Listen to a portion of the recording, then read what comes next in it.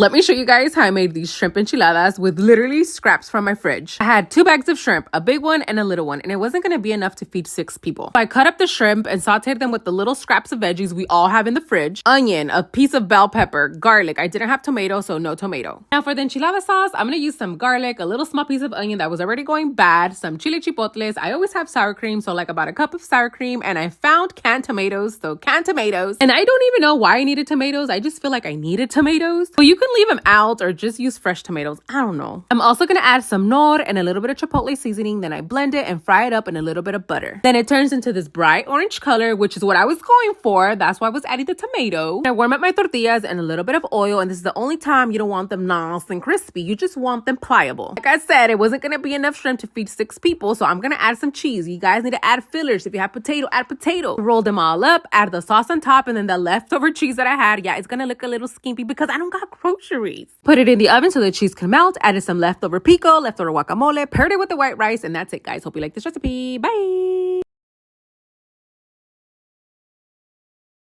Let's pack today's lunchbox for my friends and followers. We're making them some loaded carne asada egg rolls. I begin by marinating my meat, and I like to marinate my meat overnight. Next day in the morning, I cook it in my stovetop, then I cut it up into pieces, and I begin to stuff all of my egg rolls. I'm gonna add my carne asada that I mix with a little bit of cheese, then I add some fresh pico, and then some more cheese. Then I roll them up as if I'm rolling up a burrito, you know, making sure they don't bust in our face because they tend to do that. Then I drop them in the deep fryer till they get nice and crispy on both sides. I cut up all the egg rolls at an angle, that way you guys can see the inside and they're easier to eat. And then this is what they look like. Oh my god, she only gave him 3. That is not gonna fill me up. Well, I'm sorry, Kevin and Karen. Take a freaking snack, man. It's lunch. Anyways, I'm gonna drizzle lots of nacho cheese, sour cream, fresh pico, and add some guacamole and salsa for dipping. For their drink, they have the option between a soda, or since it was pretty hot today, I made them a simple strawberry kiwi slushie. But that is it, guys, and I'm just gonna hurry my ass up, get everything ready for them, including their drink, so they can come and pick up during lunchtime. Bye!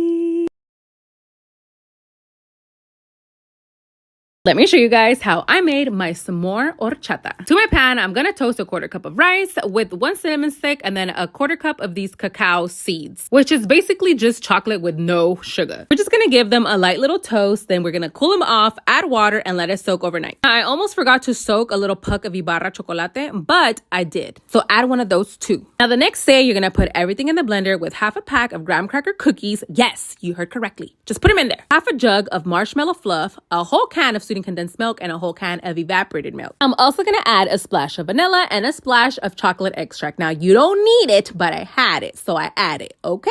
Then I blend until smooth, strain everything, pour everything to my 3-quart pitcher with ice, and then I added water, mixed everything together. Now this is the perfect time for you to check for sweetness. If it needs more sugar, add more sugar. If it's too sweet, just add more water. You're not gonna need sugar, trust me. Now for my garnish, I'm gonna rim the whole outside of my cup with some marshmallow fluff. Not necessary. I don't know why I did that, but I did. Coat the whole thing with some crushed graham crackers. Fill up my favorite cup with ice and pour myself some delicious and refreshing creamy s'more horchata. Yes, I know the garnish never stops, but hope you like this recipe. Bye!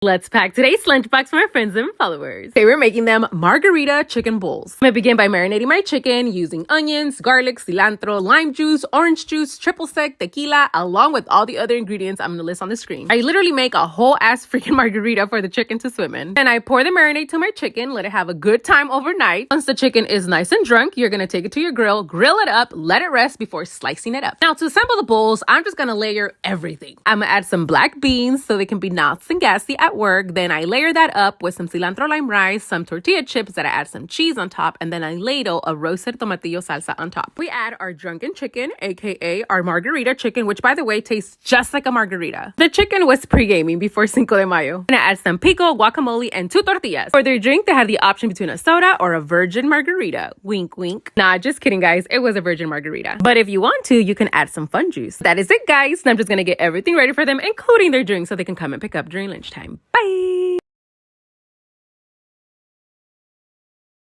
Let me show you guys a quick recipe idea, especially for those teenagers who come home starving like Marvin because their parents are still at work. I'm gonna show you guys what to make with your mama's chicken. She has the frosting in the fridge. We're making chicken tenders, like literally making them from breast because chicken tenders are way too overpriced. Anyways, with your chicken breast, you're gonna cut up chicken strips. Don't make them too thick or they're harder to cook. Then you're gonna season them up with whatever seasoning your mama has in the pantry. Now, if you like spiciness, you can also add some hot sauce, but you don't have to. And who has buttermilk just sitting in the fridge? Probably nobody, but if you have some, add it to the chicken. And if you don't, just use whole milk and vinegar and you have buttermilk. Then you just marinate the chicken for at least 2 hours in the fridge, guys. For the coating, you're gonna use 1/2 cup of flour and 1/2 cup of cornstarch. The cornstarch is gonna make your chicken nice and crispy. Season them up with the same seasonings you marinated your chicken. Then you coat the chicken tenders and carefully put it in the hot grease without burning yourself. Let them get nice and crispy on both sides and then you drain them. Now you can easily just eat your chicken tenders like this, but we're extra and we're gonna turn these into some ranch buffalo chicken wraps. Add some ranch to your wrap, add your veggies of choice, your chicken, and then some buffalo sauce. Split it up and you got lunch. And there you have it, guys. Hope you like this recipe. Bye!